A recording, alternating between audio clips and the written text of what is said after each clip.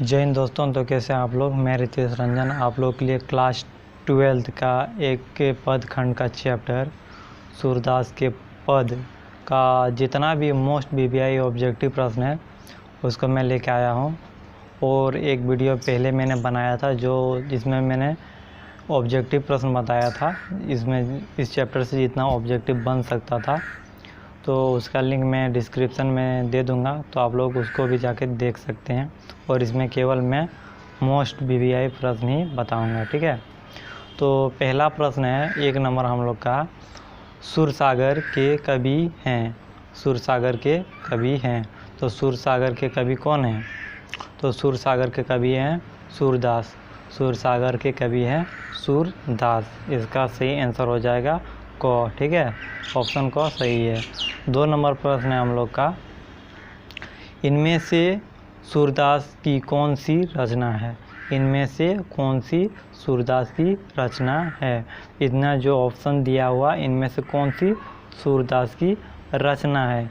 तो आपका बता दें, ये पद जो है ग नंबर ऑप्शन, जो सूरदास के पद, इसमें केवल पद लिखा हुआ है, तो ये जो है वो सूरदास की रचना, ठीक है। ऑप्शन ग सही हो जाएगा।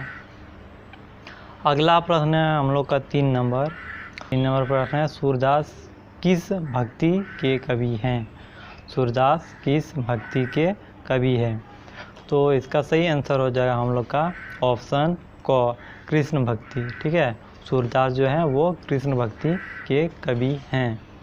अगला प्रश्न है हम लोग का 4 नंबर, साहित्य लहरी के रचनाकार कौन हैं? साहित्य लहरी के रचनाकार कौन हैं? तो साहित्य लहरी के रचनाकार हैं हम लोग का सूरदास, ठीक है। साहित्य लहरी के रचनाकार सूरदास जी हैं, तो इसका सही आंसर हो जाएगा ऑप्शन ख, ठीक है। अगला प्रश्न है 5 नंबर। अगला प्रश्न है 5 नंबर, सूरदास किस भाषा के प्रसिद्ध कवि हैं? सूरदास किस भाषा के प्रसिद्ध कवि हैं? तो सूरदास जी जो हैं वो ब्रज भाषा, जो ब्रज भाषा होती है उनके प्रसिद्ध कवि हैं, ठीक है। 5 नंबर का क सही हो जाएगा।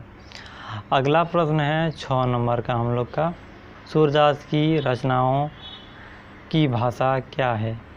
सूरदास की रचनाओं की भाषा क्या है?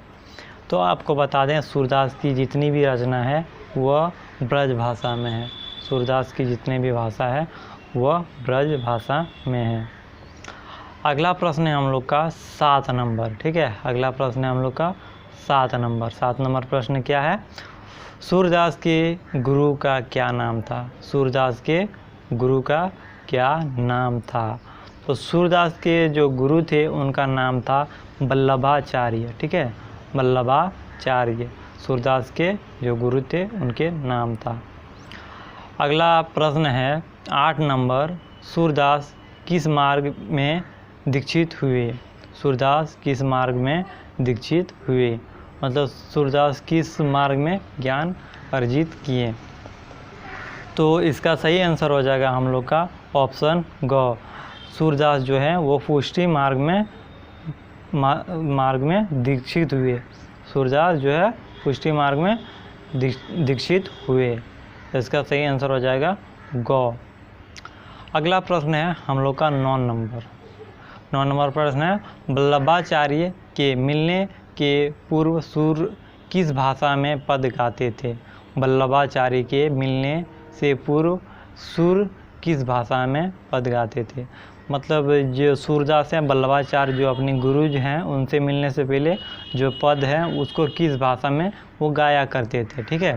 तो इसका सही आंसर हो जाएगा हम लोग का ऑप्शन ग, दैन्य भाषा में वह पद को गाया करते थे वल्लभाचार्य से मिलने से पहले, ठीक है। दैन्य भाषा याद रखिएगा ये।